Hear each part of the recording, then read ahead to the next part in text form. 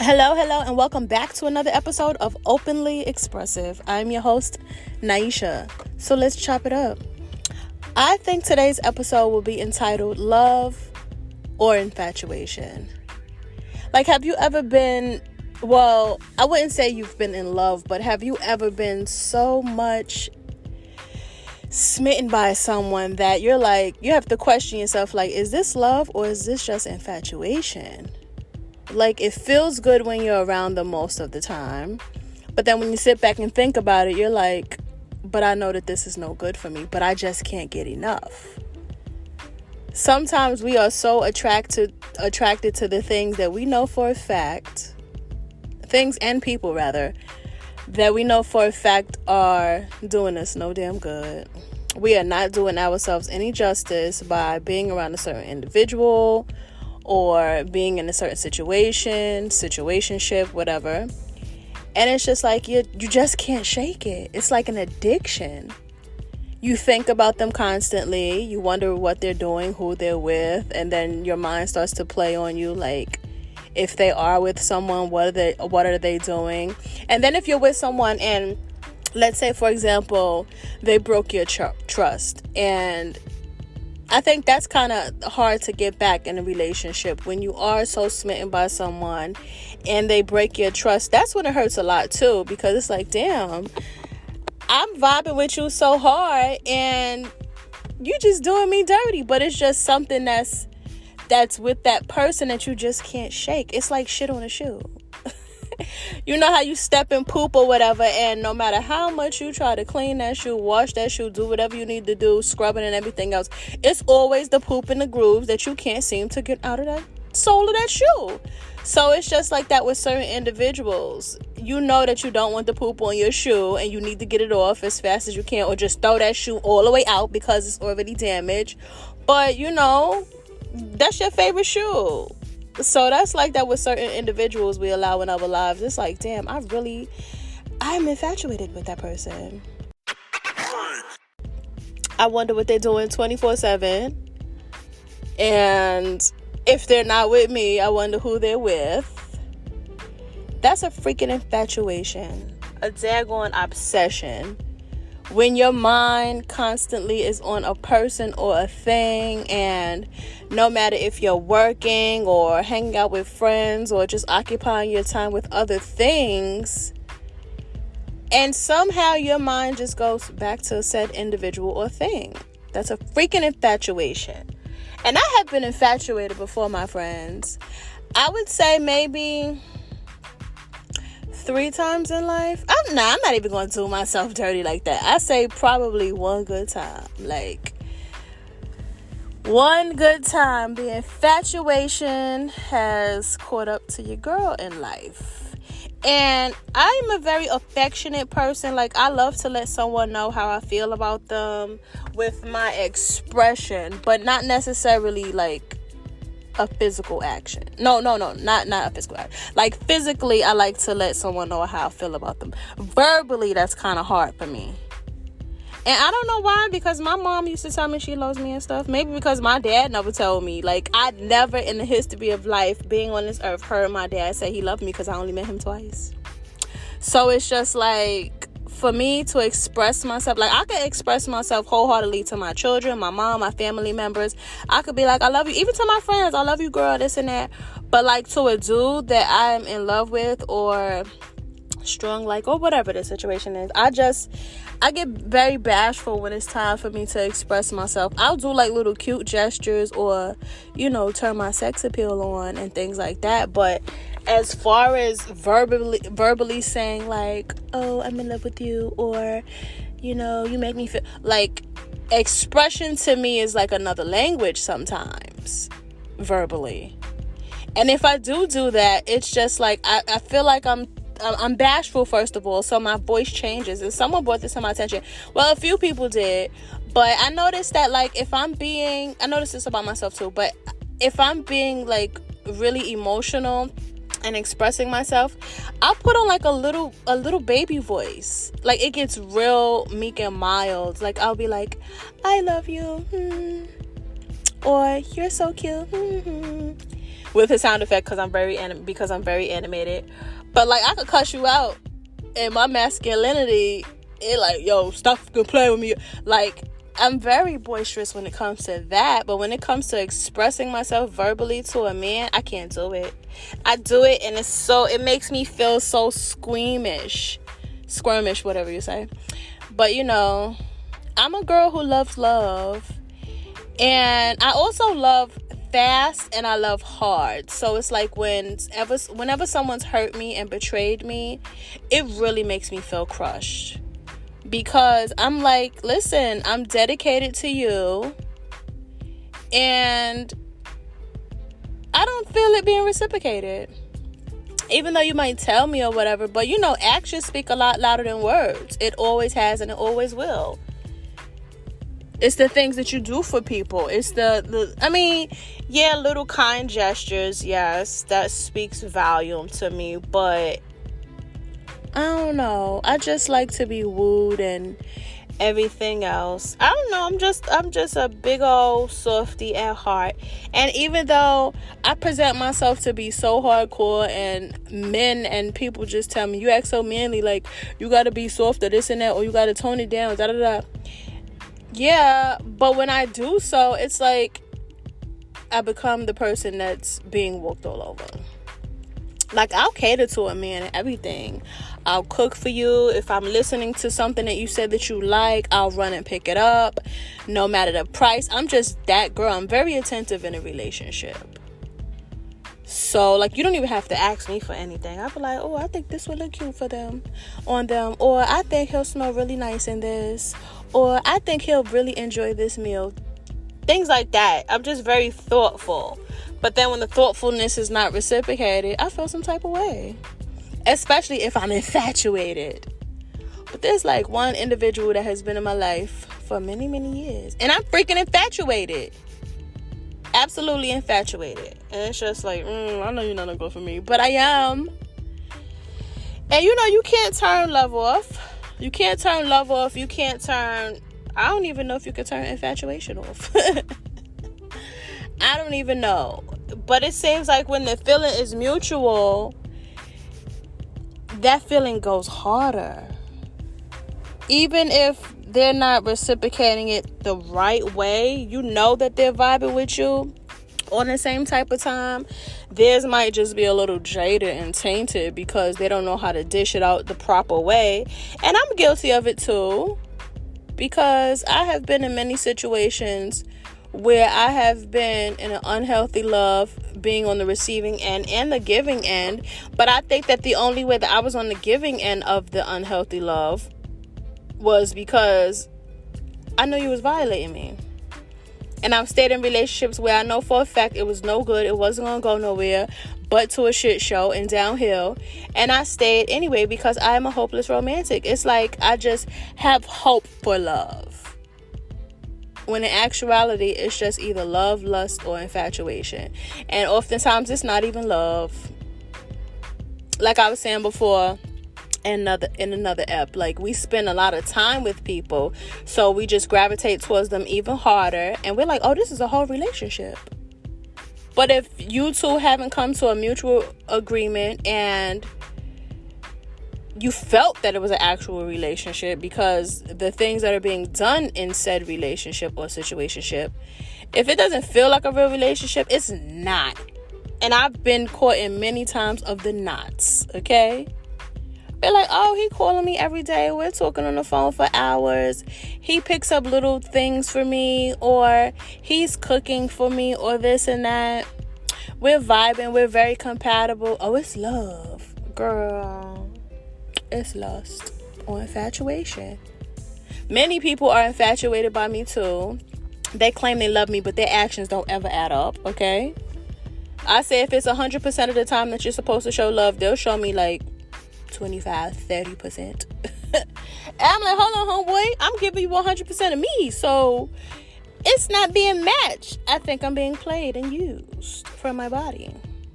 I don't know if I'm freaking eye candy for folks, or if I'm a freaking quest that needs to be conquered, because I know a lot of times a lot of men have chased me down, and even if it wasn't my first intention to be with that person, I let my guard down. I'm like, okay. And as soon as I okay somebody, and I knew for a fact in the beginning I had doubts, and that's another thing, people, don't ever be with someone that you have a doubt about being with, like, because it's not gonna be pretty, okay? And I'm not talking about as far as looks. Like, you be like, he or she is not my type. I'm not about to rock with them. Because that might be the person that'll be for you. That might literally be the person that was created on this earth to be with you and make you happy. But a lot of the times we just sit there and we go off of looks. And what does that mean? And the even crazier part is, you know, we have standards on the ideal person that we want to be with. And when we break that said standard and go outside of the box of the norm of the physical trait of the person that we want to be with, or the physical, you know, where they look and things like that, smell, height, complexion, things like that. Speaking of complexion, I love me a chocolate man, honey. Like, woo! I am light skinned, so it's just like, I think that's like, I don't know, for some reason I see a lot of light skinned girls gravitating towards dark skinned men, honey. I don't know what it is, but shoot, I'm infatuated with that, okay? And the crazy part is, he be doing me dirty, or he could do me dirty, and I just be like, I'm gonna stick around for it. I'm here for it. I love me some chocolate. And funny part is, I don't even eat chocolate, y'all. It's nasty to me. Ew. But you get what I'm saying. Everybody has a type. And then when you branch off of that said type and they do you dirty, oh man, you really kick yourself in the behind. You like, hold on now. I know good and doggone well, I didn't just, you know, lower my standards. And that's not just in a physical sense. Lower my standards in any aspect of the word. And you gonna play with me? That's what really grinds my gears, honey. Okay? Don't let me give you a chance and you play with me like the geeky guy or geeky girl in school. They finally get the jock or the cheerleader, and you know, they have that little notch on their belt, with that little star in their life now. Like, yes, I have conquered a quest. Now I'm about to do them dirty because I must be fly. Listen, how about you just say, you know what, maybe they gave me a chance because they rock with my personality, not because I am so freaking hot. And a lot of the time that goes to people's heads, and they just think that they're other man. Oh, I don't like to male bash, because I was getting some people thinking that's what I was doing. But I just be talking about real life, honey. It's not my fault. Well, I'm partially to blame for partaking in these freaking foolish antics with people. But, they've done me dirty. So if I have something to speak on it, I'm not in a relationship or haven't been in a relationship with a female, so I can't just give experiences on what it's like to be with a female, because that's not my preference. So if I've been done dirty by a man, you doggone right, I'm gonna use this platform and I'm gonna bash his ass. Nah, I'm not gonna bash him, but I'm just speaking from experience. And a lot of the women go through the stuff that I go through or have gone through. And you fellas, I wouldn't say that you guys have power, but you damn sure got a hold on us to the point it's like, damn, I know that we come from your rib, so I think that's why it's harder for a woman to shake a man opposed to a man shaking a woman. Y'all don't come from us in the biblical sense. Y'all don't come from us. So it's just like, man, when a woman be like, I don't need a man. Yeah, we don't need a man, but come on, it feels great to want one and have one. A real man. And what I mean by real man, a man who's going to step up to the plate, do what he needs to do to provide, not just physically, but emotionally and everything else for a woman. He's going to be emotionally present, because a lot of people are tapped out of their emotions. They're incapable of said thing. And it's just like, please tune in so we could be great together. Because once I'm yours, I'm going to give you the best that I've got. And once you violate me, I'm going to give you the worst that you're going to get. And I don't like to be that girl. I don't like to lay hands on, cuss out, things like that, break things, harm you. I don't like to do those things. I've been known to do that, and I have done those things in past relationships. I've been very good lately, guys. I'm going to congratulate myself and pat myself on the back for doing such a turnaround. Like, I was very violent before, because like I told you guys, I was bullied as a kid. And it was just like, I had to build up this hard exterior. So that seeped over into relationships with men too. And I'm only 5'3", so it's like, if you're standing over me, you're in my face, you're overpowering me, you're disrespecting me, and I'm reciprocating that negativity, which isn't right. Because I've also been in a relationship, like, with my oldest daughter father. Like, I've been in that relationship where he would cuss me raggedy. I was 16, 17. He would cuss me raggedy, and I never would be combative back. I wouldn't say anything. I would just sit there, and in my mind, I'm like, what type of relationship is this? I'm very confused. I don't think that you're supposed to spew out negativity towards someone that you're intimate with, that you're in a relationship and you claim to love. That was so foreign to me. But now, honey, I will below the belt like a mother. And my husband told me that. I never used to do that. Like, if we arguing about peaches and cream, let's stay on peaches and cream. I'm not gonna go to Tom, Dick, and Harry and your family members and everything else. But that person, honey, they told me very well, I will below the belt the fuck out of somebody, okay? And it's not healthy. So lately, I have been chilling out. I've came across a situation very recently in reference to my physical. It was just something going on in my life, and the old version of me, man, I would have like wrecked shit. I would have really went ham to the point I would have caught another case. I told you about that case before, but I would have really like been in jail. But I've grown and come to realize everything is not worth a battle. Everything is not worth confronting. Everything is not worth getting bent out of shape about. It's not worth your freedom nor your sanity. But that infatuation, honey, be having people do stuff that they normally would not do. Like, I be letting my guard down with a certain individual or certain people or whatever. I'm not going to put my tea out there. I mean, be specific in what I'm speaking of. But, like, for me, I don't even like calling men. So if I'm calling you, and then FaceTime, I hate FaceTime. Somebody always want to FaceTime me. Leave me alone. I don't like that. I hate FaceTiming. I might be real busted in the house. I'm cute when I go outside. But in the house, I look like somebody's grandma. I either got house braids, the Queen Latifah set it off braids because I be putting my wig on. Or I just like look real ragamuffinish. Don't bother me. Don't bother me. I'm very outgoing and very sociable and things like that. But once I'm at my house, that's my house. Okay, I become very reclusive, and it's just like, I don't want to be bothered. So that whole FaceTime thing, I used to disable it from my phone, but there's certain individuals who want to see me, and I'd be trying to oblige, even though it's out of my comfort zone. But that's just what I do. If I rock with you, I try to oblige. And I just be pissed off when people don't be obliging to what I want or what I need. That really, really pisses me off, and it hurts my feelings. But you know, the longer you know somebody and you got a chemistry and stuff like that, it's so hard to shake them, I swear. Ladies, we gotta do better. We gotta do better in the shakeation. Because we ain't shaking the shit off the shoe as much as we supposed to. Get brand new shoes, please. But you know, you got that one pair of shoes. You like, you know what? I don't care if it's giving me corns, bunions, hangnails, whatever comes with tight ass shoes. I don't care what it's coming with, honey. I'ma rock these shoes till the sole come off, honey. I'ma wear them, and I don't care who talking about how crazy it look with me around it or wearing it. I don't care.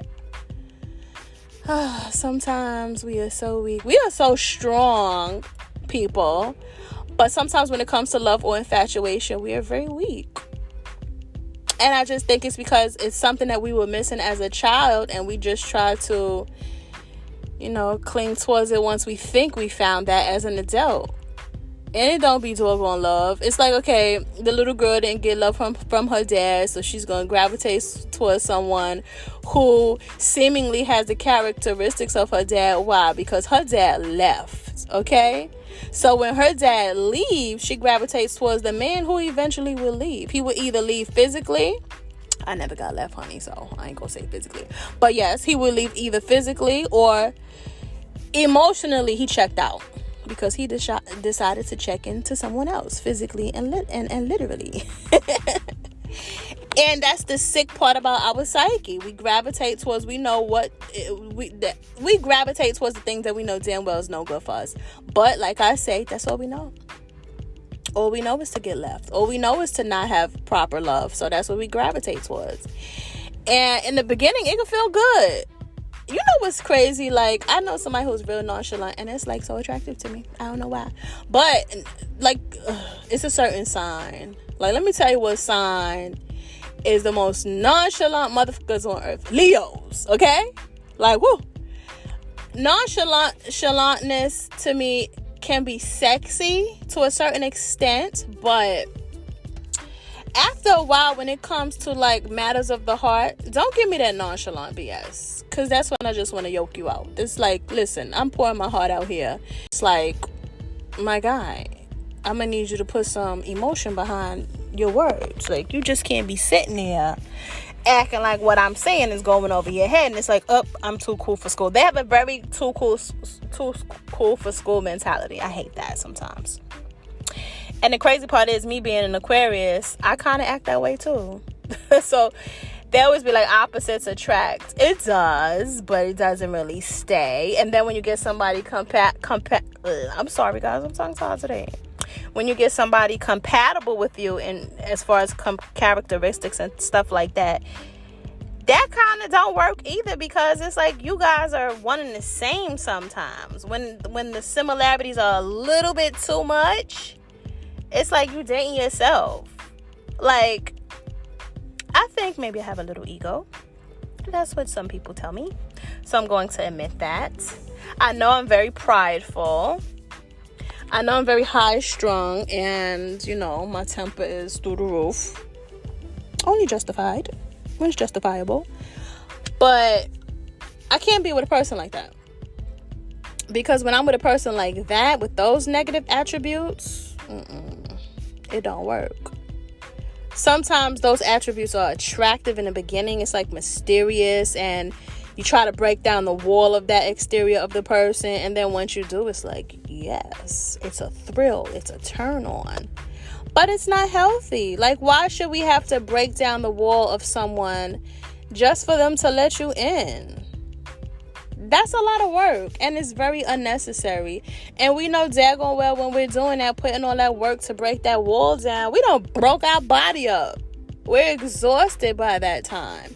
So we either lose interest. It's like, man, it's not even worth putting in all this doggone work.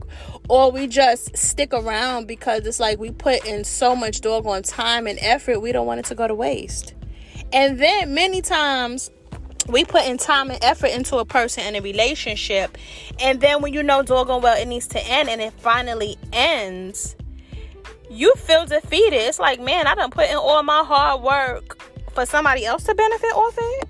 Because, you know, you groom a certain person to be a certain type of individual, a healthy individual, and they take all of those lessons, and they give it to somebody else and be the best for them. That's a lot of the times. I think that's you know, why a lot of people stay sometimes, because it's time invested. Who really want to waste their time? Who wants to spend time and put in effort towards any situation, whether it's a relationship or even if you at work? You know, you at work, you doing all your hard work, you want your credit for it, you want your paycheck for it. You don't want to do work at your desk, you sitting there going through files and everything else, and then your freaking co-worker claims it and they get the recognition for it. Oh no, you're pissed. Because this happened to me before when I used to be in the world of working for folks. I used to be pissed. But, you know, you don't want somebody to freaking reap the benefits on what you doggone built. It don't make no sense. So that's why we stay a lot of the times in unhealthy situation. And being infatuated is very unhealthy.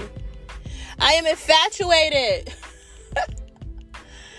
It sucks. And it sucks because I don't even like to express myself. Like I told y'all, I don't like to be emotional. And the more I'm infatuated or the more I love someone, it kind of hurts when it's not healthy.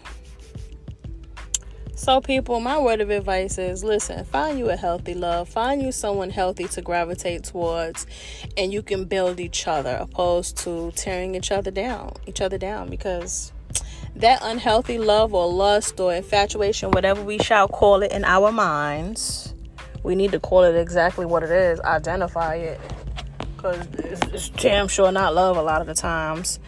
But we need to just recognize what's best for us. And, you know, we could go through a situation with somebody and then we blab our mouths. That's a big mistake. So we blab our mouths to family and friends. And then, you know, if you say, I'm leaving, I'm out of here, I'm this, I'm that, I deserve better, the whole self-love rally and stuff like that, and then you foolishly go back, you look like a fool. I've been made to look like a fool many times. I think most of us have. It's the whole, hell no, we won't go. We're picket fencing for so-called love, and it's just like, oh, I just made a fool out of myself once again. I'm tired of making a fool out of myself. I need to create a making a fool out of myself anonymous. We need an AA for that. Cause it's like, man, a lot of us are made to be fools. And I can't even say that we're made to be fools. We make ourselves fools. Nobody else does it. Cause we see the red flags and things like that, and we just like, I don't care. I'm gonna keep on pushing. Feel good when I'm with that person. Does it really? So, my friends, just know to identify once again if it's love, lust, or infatuation. That's what I'm going to entitle this episode. Love, lust, or infatuation. Because that lust, honey, will get you. Like I said in another episode, that lust, especially when it's like a sexual chemistry, man, that'll keep somebody around for a good while, okay? Sheesh. And then people are like, you could be by yourself. Listen, I don't even care if you're pleasing yourself. It ain't the same. Especially if the goods is good, it ain't the same, honey. That's the shit on the shoe you can't shake either. Sheesh. You know that saying, you can't get over somebody until you get under somebody else. That's in a literal and figurative sense, honey. I tell you. I mean, not necessarily, I guess, with time and things like that and self-improvement, self-love, yes. But it just take a lot longer. I want the express version of it all. Oh, guys. I just love love. I really do. And it's infatuation I got. I gotta kick the habits. Sheesh. You give me a little bit too much time and attention, and that sexual chemistry is hitting on something, and you fit the criteria of, my physical likes. Oh my gosh, I can't shake it. I need to shake it off, honey. Shish.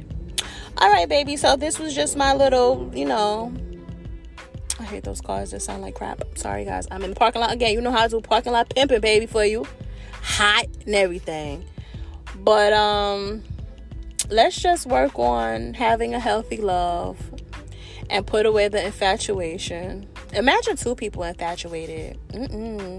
That sounds like an episode of The Next 48 or something like that. Or, I don't know, but two infatuated people, that ain't good either. Infatuation, regardless, isn't good because we don't need nobody on Snapped. I think, like, when a woman is infatuated, she just does the dumb thing. She'll call your phone all day. She'll follow you. She wonder where you at. She questioning you, this and that. But she can snap too and go nuts. But I think when a man is infatuated, you guys really go bonkers. And I think that's because men are not really in touch with their feelings like women are. So when they finally give their quote unquote heart and you break it in their mind, or they're gonna break you in any sense of the word, either physically or mentally. And you know how it seemed like it's a myth, but it's so true. Like that one guy, he gets his heart broken by that one female when he was like 12, and now he's on the shit on females campaign for the rest of his life. It's like, dude, let it go. That was one female who was wrong for you, or maybe you wronged her and then she just did you filthy. But you can't just walk around here and just because you got your heart broken by the wrong individual, you just put that on every single female and be like, females ain't ish. It's not true. We are very caring, loving, nurturing people. And we will be down for you like 10 toes flat. I mean, I don't even know if that makes sense, but y'all know what I mean. We will be around for you for an eternity if you treat us right. Just treat us right, fellas, and you will find the girl of your dreams. And, I be having conversations with people. They be going to clubs and certain places and trying to find love. Listen, strip clubs and all. Listen, that's really where you want to meet your mate? In a place where everybody's shaking their ass? You think that that's really where you want to meet them? Because guess what? When they leave that place with you for the night or whenever y'all decide to hook up, they're going back for for seconds and thirds and 15ths. That ain't a healthy place to look for no damn love. Hell no. I would never. Anybody that I ever dated from a club, I dated one dude from a club, and he was my sign. He was too much like me, so I'm like, ew, get out of here. But that didn't last. Please, let's be for real. We both going back to the club some way, sometime. So just also be careful where you look for that said love. And a lot of the times we don't need to look for it. Let it find us. Seems like when we look for it, we find something all right. But it wasn't love. Sheesh. So let's work on finding healthy loves. Let's work on not being infatuated. Let's just work on bettering ourselves, period. And then we'll find, our knight in shining armor, ladies. Or men, you'll find your princess or your queen. I thank you for listening, my people. Until I chat again, thank you for listening to Openly Expressive. Have a great day. Good luck and love, guys. You have just listened to episode 11 of season 2 of Openly Expressive. Thank you for tuning in. For any inquiries, please hit me up at openlyexpressive@outlook.com or check me out on my website, openlyexpressive.com. Have a great day.